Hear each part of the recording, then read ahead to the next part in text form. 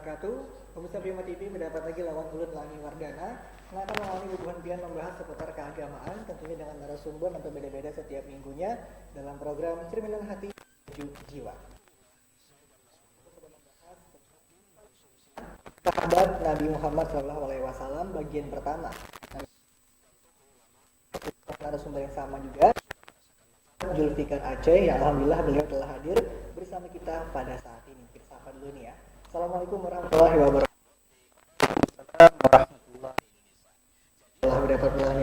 Alhamdulillah. Kayak kabar biasa, Ustaz? Alhamdulillah sehat walafiat. Sehat dan Ustaz lah. Dengar-dengar di Banjarmasin sudah mulai banjir nih Ustaz lah, kayak perumahan biasa Ustaz. Allah. Alhamdulillah Bang masih belum. Cuman jalan ada sebagian yang calap juga. Iya, mudah-mudahan akan surut beratan nih Ustaz lah. Tentunya kita ada hendak musibah yang dulu tuh terulang kembali nih Ustaz lah. Amin, mudahan kada terjadi lagi. Iya, bujur benar. Nah, hari kita bakal bahas tema mengenai sifat mulia sahabat Nabi Muhammad SAW yang bagian keduanya. Nah, kemarin sudah bagian pertama nih Ustaz lah bersama Zulfikar juga. Sekarang kita menyambung tema hari ini, yaitu tema yang tadi ya untuk bagian keduanya. Nah, seperti biasa sebelum kita simak bersama-sama tema hari ini di sini, kita dengarkan dulu tausiah singkat dari narasumber yang hari ini dibawakan oleh Ustaz Zulfikar Aceh yang membahas tentang sifat mulia sahabat Nabi. Kepada Ustaz, kami persilakan Ustaz. Terima kasih kepada rekan Alun Mas Lani ya, sebagai host. Assalamualaikum warahmatullahi wabarakatuh. Waalaikumsalam warahmatullahi wabarakatuh. Alhamdulillahirabbil alamin.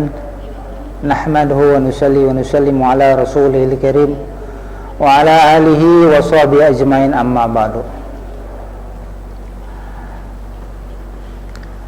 Para pemirsa TV Prima dimanapun berada, jamaah di studio yang ulun muliakan, yang insyaallah Allah rahmati,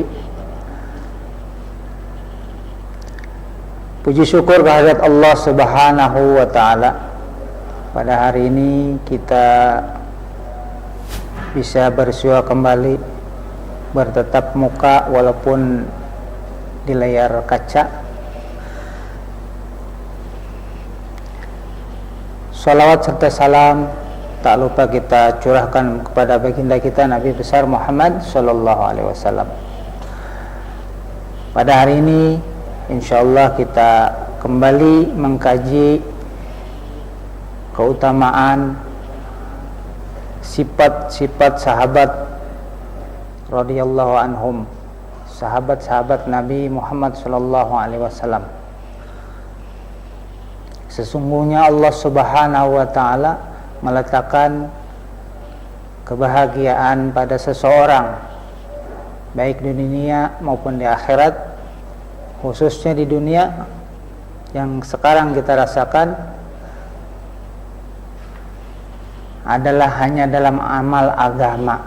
Bagi seseorang yang hendak, yang ingin kebahagiaan yang hakiki, yaitu dengan agama. Barang siapa yang mengamalkan agama dengan sungguh-sungguh, dengan berkeinginan sesempurna mungkin, maka dia akan mendapatkan kebahagiaan sesuai kesungguhan dia. Tapi orang-orang yang tidak betul-betul mengamalkan agama, maka sejauh itu pula dia akan mendapatkan kesengsaraan gundah gulana dalam hidupnya. Para sahabat radhiyallahu anhum dahulu mereka telah bisa amalkan agama dengan sempurna, sehingga mereka dikatakan dalam Al-Quran radhiyallahu anhum, mereka mendapatkan keridhaan Allah dan kebahagiaan di dunia maupun kelak di akhirat. Begitu pula kita, apabila kita ingin mendapatkan kebahagiaan seperti mereka, maka kita dianjurkan meneladani, mencontoh mereka dalam kehidupannya sehari-hari, ke dalam kehidupan kita. Nah, kemarin sifat sahabat radhiyallahu anhum mereka yakin betul terhadap kalimat thayyibah. Apa itu kalimat thayyibah? Apa itu kalimat thayyibah? Yaitu la ilaha illallah Muhammadur Rasulullah. Kemarin sudah kita bahas ya. Maka sifat yang kedua sehingga mereka mendapatkan kebahagiaan yang diceritakan dalam Al-Quran, yaitu mereka memiliki sifat sholatul khusu wal khudu. Jadi mereka memiliki sifat apabila mereka sholat, mereka khusyuk dan khudu dalam sholatnya. Nah, bagaimana kita juga bisa mencontoh? Pada hari ini kita sama-sama membahasnya, insyaallah beberapa menit sampai 1 jam kurang lebih lah. Nah, kita akan bahas tentang pentingnya sholat khusyuk wal khudu. Apa itu definisi sholat khusyuk wal khudu? Nah, para ulama sebagian menyebutkan khusyuk artinya konsentrasi. Nah, konsentrasi batin. Bahasa Banjarnya apa? Fokus. Nah, bahasa Banjarnya fokus mungkin, atau bahasa kerennya apa namanya tuh, lurus pandangan lah, artinya tidak goyah. Konsentrasi batin, sedangkan khudu artinya merendahkan diri di hadapan Allah Subhanahu wa taala. Salat khusyuk wal khudu itu tidak semata definisinya saja, tetapi ada maksud dan tujuannya. Apa itu salat khusyuk wal khudu? Kenapa kita harus salatnya khusyuk wal khudu? Maksud dan tujuannya adalah ulama kita katakan membawa sifat-sifat ketaatan dalam sholat ke dalam kehidupan kita sehari-hari. Apa contohnya? Sholat harus kita bawa, ketaatan dalam sholat kita ini harus dibawa ke dalam kehidupan kita sehari-hari, sehingga membekas dalam kehidupan kita. Di antaranya kita dianjurkan bersuci di dalam sholat, maka kita dianjurkan dalam kehidupan kita bersuci. Suci dari batin, suci dari perbuatan yang keji, ya. Di antaranya kita sholat itu perlu berwudu, mensucikan diri. Maka kita perlu juga mudawamah bersuci. Lalu dalam sholat kita tidak melakukan yang kotor, ya kan? Bila kita melakukan yang kotor dalam sholat maka tidak sah. Begitu juga kita di dalam kehidupan kita sehari-hari. Nah, perlu bersih dalam sikap, bersih dalam segala hal. Di antaranya dalam sholat kita tidak boleh berbicara yang sia-sia. Di luar sholat kita tidak boleh mengomong apapun, apalagi menyakiti orang lain. Sangkut pautnya dengan menggibah, ya kan, mendirakan kesalahan orang. Nah, dalam sholat bila bicara 2 kata aja maka batal sholatnya. Jadi sebenarnya sholat dalam 5 waktu itu bila dikerjakan dengan khusyuk wal khudu, keuntungannya apa? Allah firmankan dalam Al-Quran, innas sholata tanha anil fahsya'i wal munkar. Sesungguhnya solat yang betul, yang solatnya khusyuk wal khudu dan diterima oleh Allah, dia akan mencegah perbuatan keji dan perbuatan yang mungkar. Apa itu perbuatan keji? Perbuatan yang tidak disenangi oleh Allah, perbuatan yang sia-sia, perbuatan dosa besar, bahkan tercegah bagi orang yang betul-betul solatnya. Orang mau jahat lawan kita, kalau kita sholatnya betul maka Allah akan jaga kita, dilindungi, dan pasti itu yakin. Tapi bagi orang yang kenapa sholatnya merasa khusyuk tapi sebenarnya tidak khusyuk, tapi kok kenapalah kami sholat ini masih aja diganggu orang, masih aja kesurupan, masih aja. Apakah salah sholatnya? Apakah dirinya yang salah dalam sholat? Nah, sholatnya betul, akan mencegah perbuatan keji dan mungkar, tetapi manusianya mengerjakannya tidak khusyuk. Maka ada cara-cara, tip-tipnya bagaimana kita bisa melaksanakan sholat dengan khusyuk.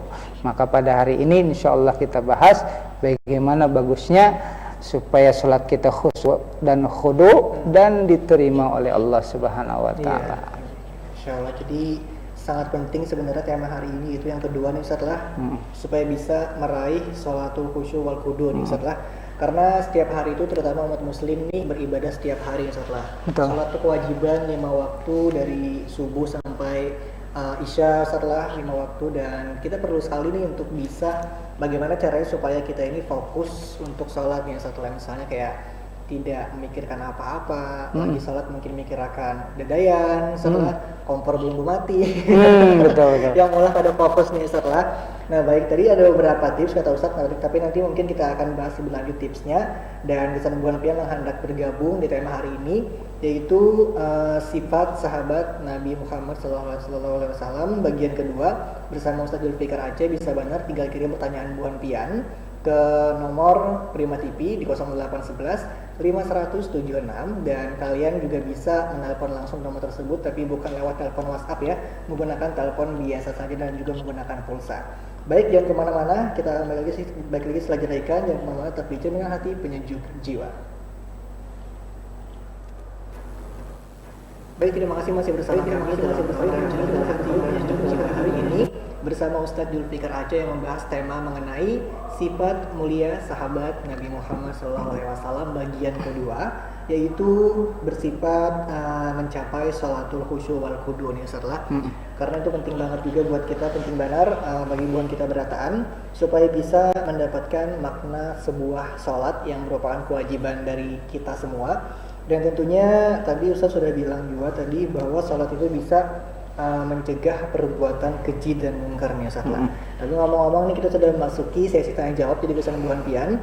Nah hendak ikut bergabung juga, langsung aja kirim pertanyaan Buhan Pian di nomornya Prima TV di 0811 5176. Itu bisa WhatsApp, bisa telepon juga. Tapi teleponnya bukan lewat telepon WhatsApp, menggunakan telepon biasa saja dan juga menggunakan pulsa ya. Langsung depan dari sini dan langsung bertakun lawan Ustadz Zulfikar Aceh. Baik, ini masalah sholat tadi ini Ustadz lah. Sholat itu kan tadi ada dalilnya menyebutkan bahwa sholat ini bisa mencegah perbuatan keji dan mungkar nih Ustadz lah, atau perbuatan yang negatif atau mungkin yang buruk nih Ustadz lah. Jadi kira-kira kenapa ada zaman sekarang ini terutama nih Ustadz lah, terutama mungkin anak muda atau lain sebagainya yang sholatnya itu udah tiap hari nih Ustadz, misalnya zuhur, asar, maghrib, isya, subuh sudah full semua.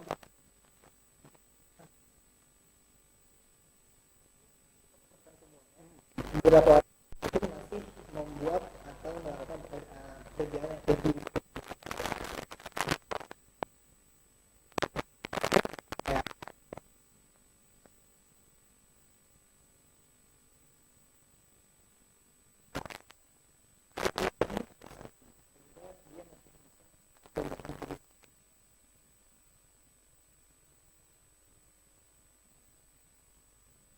Kita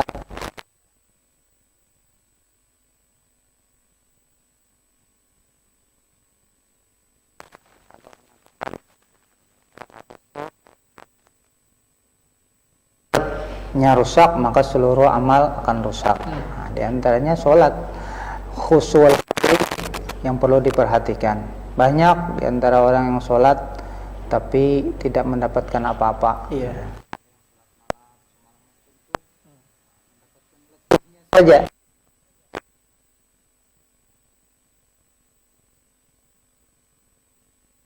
Seorang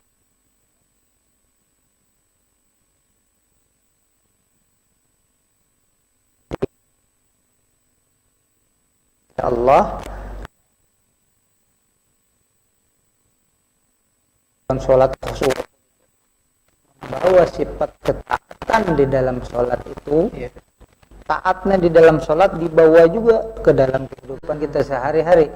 Nah, jadi pertanyaan tadi, bagaimana orang itu padahal sholat terus kelihatannya sholat buat malam, tapi ketika di luar sholat malah perilakunya tidak menunjukkan orang yang beriman. Berbanding terbalik. Apakah itu sholatnya belum betul? Jelas belum betul, karena Allah menyatakan orang yang sholatnya khusyuk, betul-betul khusyuk, takut kepada Allah, di dalam sholatnya, luar sholat dia lebih takut kepada Allah. Karena di dalam sholat itu merasa dilihat oleh Allah. Nah, di luar sholat, ketika sudah selesai sholat, maka merasa dilihat Allah itu harus ada korupsi kah, ya Allah, sebagai pegawai atau sebagai staf, sebagai bos bahkan, mencurangi karyawannya atau karyawannya mencurangi bosnya. Tapi kalau orang yang beriman betul-betul sholatnya khusyuk wal khudu, ingin diterima oleh Allah sholatnya, maka di luar sholat dia jaga. Ketaatan dalam sholat itu dijaga, taat juga ketika kita bekerja, berusaha berdisiplin. Kalau memang kita sudah berusaha disiplin ternyata masih melewati waktu yang telah ditentukan, maka kita istighfar aja, minta ampun, minta maaf lawan yang bersangkutan, misalnya sama bos atau apapun, karena setiap manusia pasti ada salah. Tapi sebaik-baik manusia yang salah, dia mau minta maaf atau mau bertobat. Jadi intinya, kenapa orang itu masih berbuat keji, berbuat salah, tetap padahal dia sholatnya, padahal dia melaksanakan sholat? Maka sholat yang demikian, sholatnya dikerjakan tetapi masih melaksanakan maksiat, dosa bahkan, atau perbuatan ghibah, maka sholat itu pasti dan pasti tidak diterima oleh Allah. Karena konsekuensinya, orang yang sholatnya betul, sholatnya khusyuk, khudu, maka di luar sholat dia menunjukkan ketaatan betul kepada Allah. Dia takut kepada Allah. Ada barang orang yang tercecer, maka dia amankan dulu, diumumkan lagi. Maka kalau berapa tahun aturannya, setahun kah, 2 tahun kah, misalnya 3 tahun, tidak ada yang mengaku daripada barangnya ini terlantar, bahkan busuk atau bahkan kayak apa gitu nah. Maka terserah yang menemukan itu tadi. Kalau berupa barang banyak, barang temuan tadi banyak, sampai nisab, sampai melampaui apa namanya itu harus dizakati, maka ada namanya zakat barang temuan. Nanti bahasan untuk zakat nih gini lagi lah. Ya Allah. Jadi itulah pentingnya kita sholat khusyuk wal khudu. Jadi kita bisa nilai lah. Jadi sebenarnya bukan salah sholatnya ya, karena sholat sunnah merupakan kewajiban, dan sebenarnya pun sholat itu merupakan hal yang bisa mencegah kita dari kemaksiatan juga. Betul sekali. Kalau misalnya orang yang masih bermaksiat atau mungkin masih berbuat hal yang salah-salah, misalnya mungkin itu salah di orangnya sendiri, misalnya, atau mungkin dia itu salah mengerjakan sholatnya, masih belum tulus niatnya, misalnya. Baik, sebenarnya itu kira-kira arti dari sholat yang khusyuk itu bagaimana? Apakah sholat yang fokus kayak apa, gak ada pergerakan apa-apa, tapi tenang dan sebagainya, apakah ada ketentuannya atau bagaimana sholat yang khusyuk? Jadi para ulama kita, guru-guru kita banyak pendapat-pendapat yang kurang lebih sama aja gitu nah. Jadi kita ambil sebagian. Jadi khusyuk itu artinya, ada yang mengartikan kondisi hati yang penuh dengan ketakutan. Ada yang kayak itu, konsentrasi, takut kepada Allah sehingga kau bergerak. Ada satu yang menceritakan tentang riwayat para sahabat ketika mendengar atau sholat, bagaikan apa aja orang tuh patung kah? Atau tunggul bahasa Banjarnya. Sehingga ada satu sahabat yang sholat, ketika itu ada burung bermencolok lah, apa, bertengger di kepalanya. Maka burung itu tadi merasa tidak terganggu, biasanya kalau bergerak pasti terbang. Dia tetap dalam keadaan sholat itu tetap dia tidak bergeming lah, walaupun ada burung di atas kepalanya. Masya Allah. Terus khusyuk bisa juga diartikan mawas diri dan tunduk pasrah di hadapan keagungan Allah, sebagaimana dijelaskan dalam surah Al-Mu'minun bahwa keberuntungan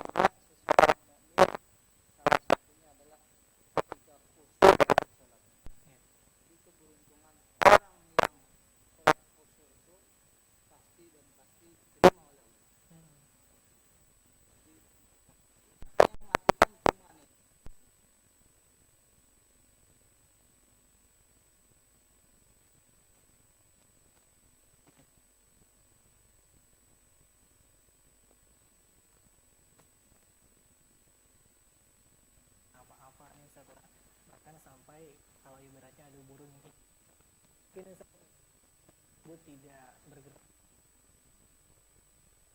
Cerita yang salah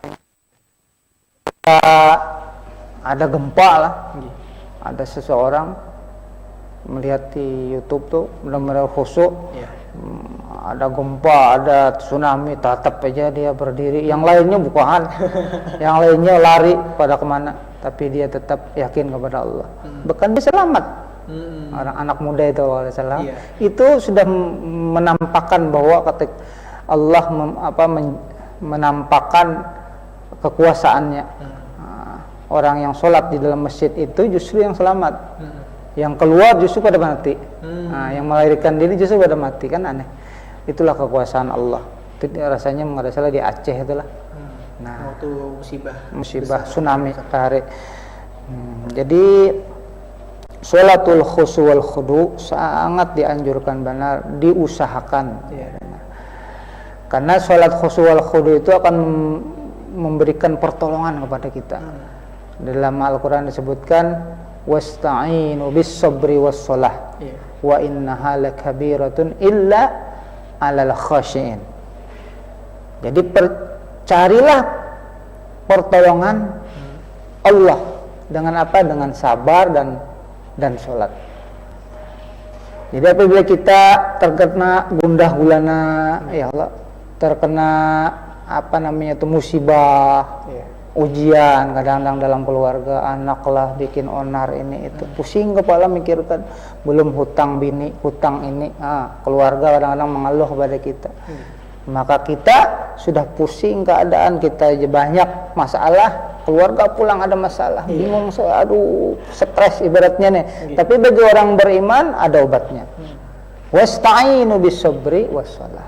Carilah pertolongan Allah dengan sabar dulu. Mbah sabar tadi ambil wudu, sholat 2 rakaat. Sholat apa itu? Maka zuhur belum, misalnya asar belum, sholat apa?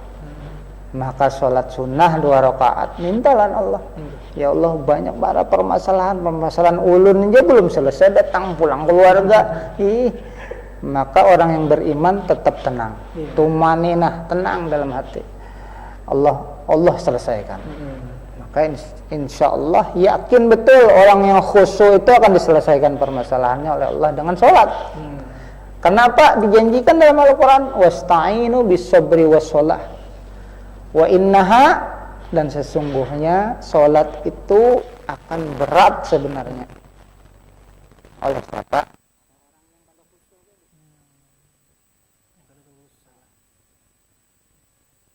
Orang-orang yang khusyuk aja yang mau melaksanakan sholat itu tadi, karena dia ada keyakinan Allah yang memberikan masalah, Allah yang akan menyelesaikan dengan cara Allah.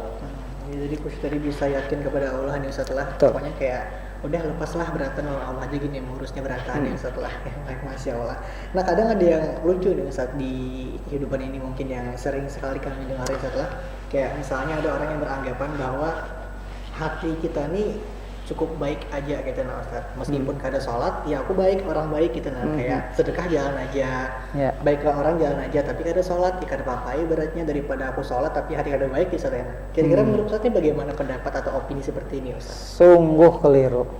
Karena kita bisa kita analogikan atau kita kiaskan dalam bahasa anunya, kita contohkan ke yang lain. Misalnya lah, sholat itu bagaikan wadah. Ayalah, bila wadahnya itu rusak, maka apapun yang akan kita tuang, misalnya mangkok itu berlubang bawahnya. Kita tuang banyu lumbus, tuang nasi lumbus, iwak nyaman-nyaman lumbus juga. Yalah. Nah, bagaikan wadah yang berlubang. Maka sholat itu, bila sholat itu rusak, maka sama seperti mangkok. Kita bersedekah bagus, tapi sholatnya hancur. Nah, kaitannya dengan iman. Nah, kita sholat iman lawan Allah Ta'ala, percaya lawan Allah Ta'ala, sholat kada yalah. Lalu aku berbuat baik kepada orang lain, sedekah ini itu, maka sedekahnya ini itu semuanya sia-sia. Maaf aja orang-orang yang mengaku selain Islam, bukan Islam lah, maaf aja, dalam keyakinan orang Islam, terutama ulun lah, dari guru ulun mengajarkan, barang siapa yang bukan Islam beramal apapun akan sia-sia, walaupun itu baik. Tapi Allah akan balas kebaikannya itu di dunia saja. Orang sedekah, orang-orang kafir ada juga yang bersedekah juga, maka Allah akan balas di dunia ini aja. Tapi di akhirat jangan harap, karena di dalam Al-Fatihah disebutkan Ar-Rahmanir Rahim, Bismillahirrahmanirrahim. Ada yang khusus Ar-Rahmanir Rahim, Maliki Yaumiddin. Ar-Rahman yang kasih sayang yang di dunia aja. Orang baik akan dibalas kebaikan oleh Allah melalui orang yang baiknya. Tapi di akhirat kebaikan itu tidak akan berguna kalau dia tidak beriman kepada Allah. Nah, kalau orang yang rahim adalah orang-orang yang akan menikmati balasan dari Allah sesuai kebaikan yang ada di dunia ketika di dunia. Tapi orang-orang kafir itu beriman kada ini berbuat baik dibalas oleh Allah. Kadang malah lebih sugih lagi. Nah, karena ada istilah yang namanya istidraj. Apa itu? Lanjuran bahasa Banjarnya lah. Dilanjurkan. Nah, itu artinya kita jangan silau. Orang yang kada sembahyang, hidupnya enak-enak. Jangan silau, jangan kita terlena melihat kayak itu. Biar aja ini, karena Allah Maha Adil. Semua makhluk yang ada di dunia ini diberi kenikmatan juga, tapi kenikmatan sementara. Yang beriman diberi nikmat juga, yang kafir diberi nikmat juga. Tapi di akhirat jangan harap yang kada beriman mendapat nikmat. Nah, itu yakin, itu kita harus yakin. Iya, pokoknya jangan sampai mereka terlena lah, meskipun kada sholat tapi merasa biasa-biasa aja setelah, atau bahkan lebih baik nih setelah, tetap kewajiban kita jalankan juga nih setelah. Baik, mungkin kita iklan dulu nih setelah. Jadi kesembuhan penonton Prima TV yang anak bergabung juga di tema hari ini bisa benar, tinggal kirim pertanyaannya ke WhatsApp-nya Prima TV di 0811 5176, atau mungkin bisa telepon jual langsung di nomor tersebut, tapi bukan lewat telepon WhatsApp ya, menggunakan telepon biasa saja dan juga menggunakan pulsa. Dan kita akan balik setelah jeda iklan, jangan kemana-mana, tetap di Cerminan Hati Penyejuk Jiwa. Cara bagaimana kita khusyuk? Nah, sebenarnya banyak tip-tip dari ulama-ulama kita, guru-guru kita ya Allah. Mungkin ada beberapa yang ulun bisa sampaikan. Cara atau langkah-langkah agar sholat khusyuk. Nah, yang pertama, hadirkan rasa yakin dilihat Allah. Yakin dilihat Allah. Memang bentuknya itu kadang-kadang bisa nampak, bisa tidak. Nah, ada yang penampilan biasa-biasa saja padahal dia tuh khusyuk. Ada juga yang pena kada karuan. Nah, padahal khusyuk juga. Nah, Jadi kita tidak bisa memvonis juga kepada orang, "Wih, kamu ini sholat kada khusyuk." Ya, nah, tapi kalau ada yang jelas-jelas dia bergerak berjalan, bahkan kada menempati aturan, itu bisa dipastikan dia itu main-main dalam sholat. Tapi tidak bisa juga memvonis bahwa dia tidak diterima atau diterima, kan kita serahkan kepada Allah. Cuman tadi ada tipnya, hadirkan rasa yakin dilihat Allah, sifat ihsan, merasa Allah melihat kita, dilihat oleh Allah. Bila kita tidak bisa melihat, atau seolah-olah kita perasaan melihat Allah ketika kita sholat, tapi andainya kita tetap berusaha ingin melihat Allah, perasaan aja tuh kita tetap kada bisa misalnya, maka kita yakini bahwa Allah melihat kita, maka kita akan khusyuk. Iya, dibalik Ustaz. Dibalik kita. Itu sifat ihsan namanya. Yang kedua, menyimak. Nah, ini ada tips lagi. Barang siapa yang mau merespon ketika azan berkumandang, kita jawab dengan ikhlas, Allahu Akbar, Allahu Akbar. Maka kita jawab yang mendengar, Allahu Akbar, Allahu Akbar, sambil kita mengagungkan Allah. Ya Allah, Allah Maha Besar, Engkau memanggil aku. Langsung bergegas gitu, menuju masjid, menuju pauduan. Jangan sebaliknya, ketika azan dikumandangkan, tanggung lah. Tanggung lagi sebegawi. Nah, itu orang yang tidak merespon azan. Nah, di antara orang yang tidak merespon azan, maka dia akan sholatnya itu terganggu. Di antaranya kada khusyuk. Jadi ketika kita azan, mendengar azan, maka kita berusaha menjawab. Nah, itu salah satu daripada menumbuhkan kekhusyuan dalam sholatnya.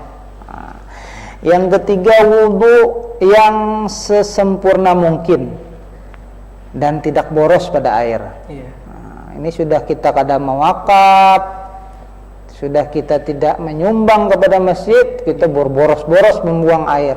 Kisah khusyuk padahal tidak khusyuk, boros, dilaknat oleh Allah. Mubazir, orang yang mubazir kawannya syaitan.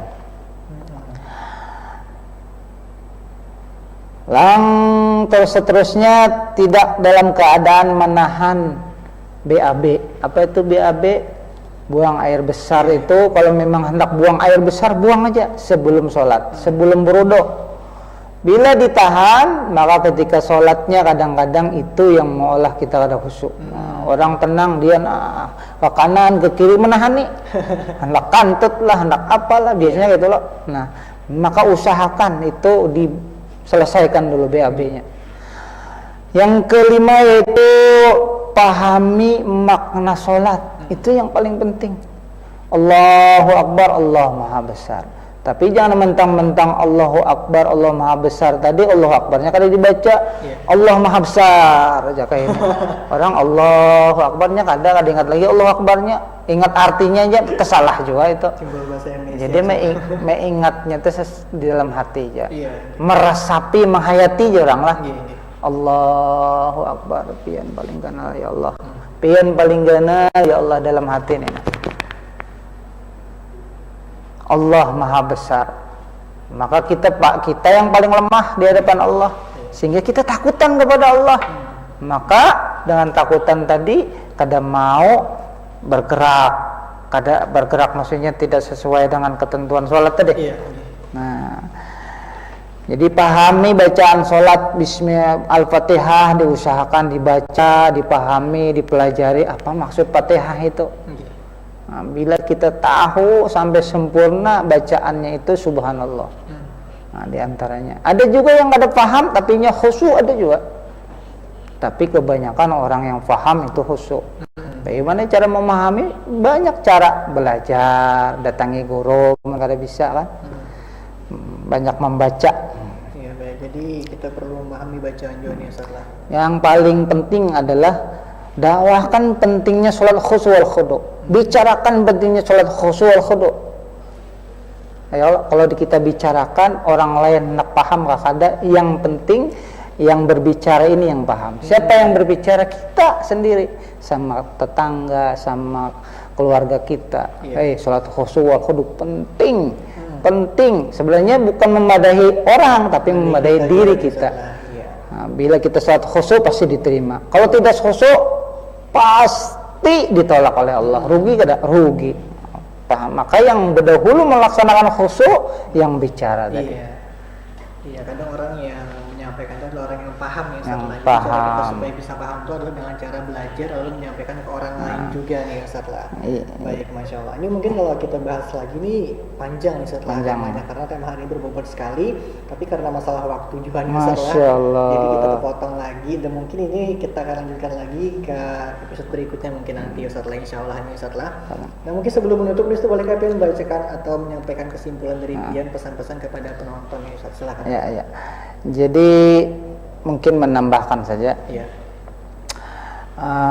dari beberapa yang kita bicarakan, kita sampaikan pentingnya bagaimana cara langkah-langkah untuk khusyuk wal khudu, dan bagaimana cara mendapatkan khusyuk wal khudu itu. Yang pertama tadi sudah disampaikan, dakwahkan atau bicarakan pentingnya sholat khusyuk wal khudu. Yang kedua latihan. Bagaimana caranya latihannya? Dengan cara memperbaiki zahirnya sholat. Bacaannya kita perbaiki dengan cara mau membaca, berguru, bahkan mendengar majelis ta'lim tentang sholat, khususnya khusyuk wal khudu. Materinya subhanallah, menghadirkan keagungan Allah di dalam sholat. Allah maha agung. Apa itu agung? Besar, lebih besar daripada dunia ini. Masya Allah, yang menciptakan kita, yang kecil, yang besar, Allah yang ciptakan. Jadi seagung-agungnya tidak ada yang melebihi keagungan Allah ketika sholat Allah. Maka kita yang paling rendah, paling lemah di hadapan Allah, paling hina di hadapan Allah, maka akan timbul khusyuk, bahkan menangis, meratapi, ya Allah, andainya sholat ini tidak diterima oleh Engkau, betapa ruginya aku, menangis meleleh. Nah, maka sholat yang seperti itulah yang akan menjadi turun keampunan Allah kepada orang tersebut. Yang ketiga, belajar menyelesaikan masalah dengan sholat. Belajar. Bila ada masalah langsung sholat. Bila ada masalah, sholat, doa kepada Allah. Insya Allah Allah akan selesai masalah. Yang terakhir adalah berdoa kepada Allah agar diberi hakikat sholat khusyuk dan khudu. Minta juga kepada Allah, ya Allah, sholat khusyuk wal khudu itu dari Pian. Amun Pian memberi khusyuk wal khudu, maka yakin ulun diterima oleh Pian. Jadi minta pulang kepada Allah, karena semuanya dari Allah.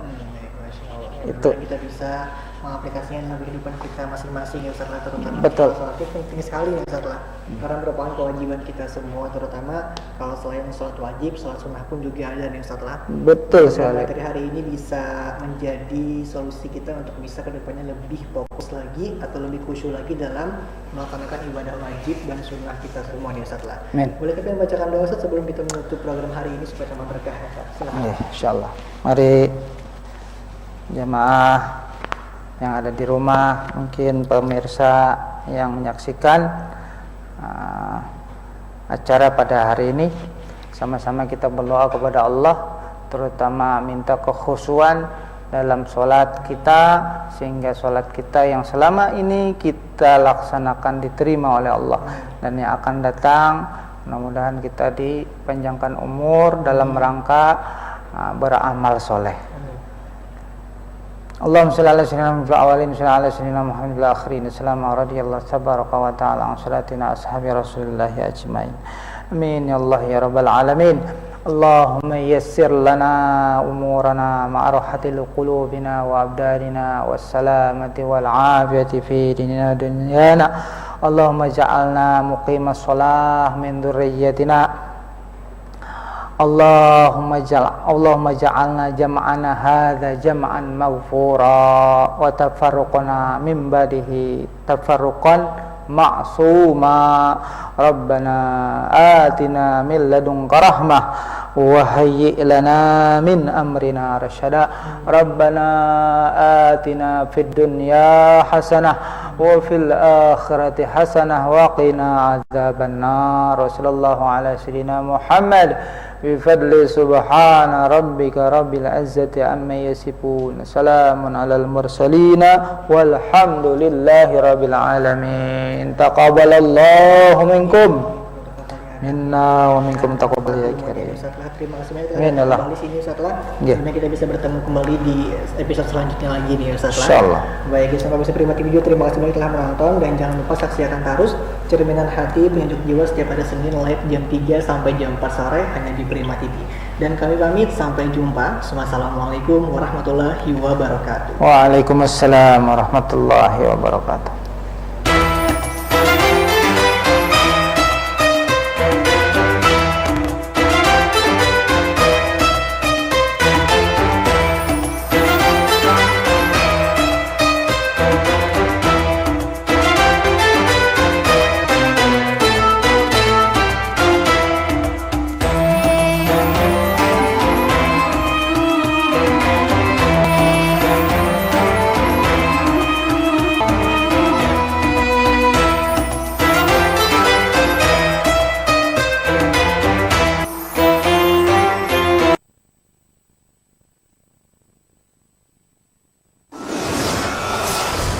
Prima TV, Jendela Bandung.